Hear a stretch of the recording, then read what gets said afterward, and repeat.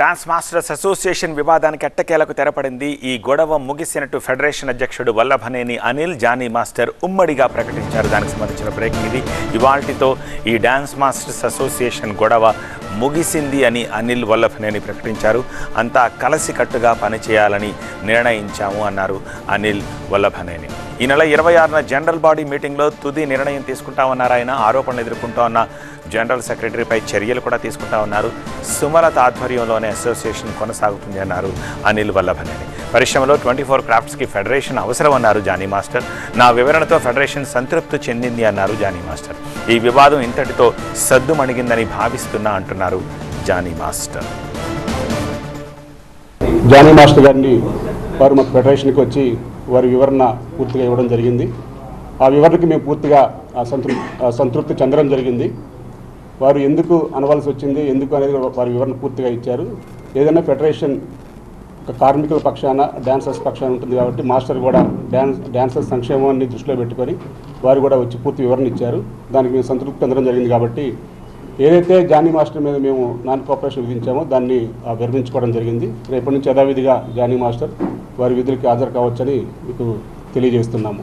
అలాగే dancers union గురించి కార్యవర్గంలో జరుగుతున్న అవకతవకల గురించి అని కానీ, లేకపోతే సస్పెన్షన్ విషయాలు కానీ, వాటన్నిటిని కూడా సభ్యులు చాలా ఇబ్బంది పడుతున్నారని చెప్పేసి వారు కూడా మమ్మల్ని కోరడం, అధ్యక్షులు వారు వచ్చి వారి వివరణ వారు ఇవ్వడం అన్నీ కూడా జరిగిన తప్ప ఫెడరేషన్ రేపు ఆదివారం 26వ తేదీ వాళ్ళ యూనియన్ యొక్క సర్వసభ్య సమావేశం ఏర్పాటు చేసి అక్కడ సభ్యులందరి సమక్షంలో మంచి నిర్ణయంతో యూనియన్ కార్యవర్గం యథావిధిగా కొనసాగే విధంగా ఎవరైతే తప్పు చేశారో ఆ తప్పు చేసిన వ్యక్తి మీద సభ్యుల సమక్షంలో చర్చించి ఒక నిర్ణయం తీసుకోవాలని మేము నిర్ణయించడం జరిగింది.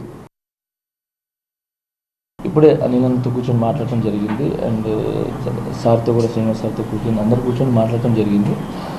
డెఫినెట్లీ 24 క్రాఫ్ట్స్కి ఫెడరేషన్ అనేది కావాలి, 100% కావాలి.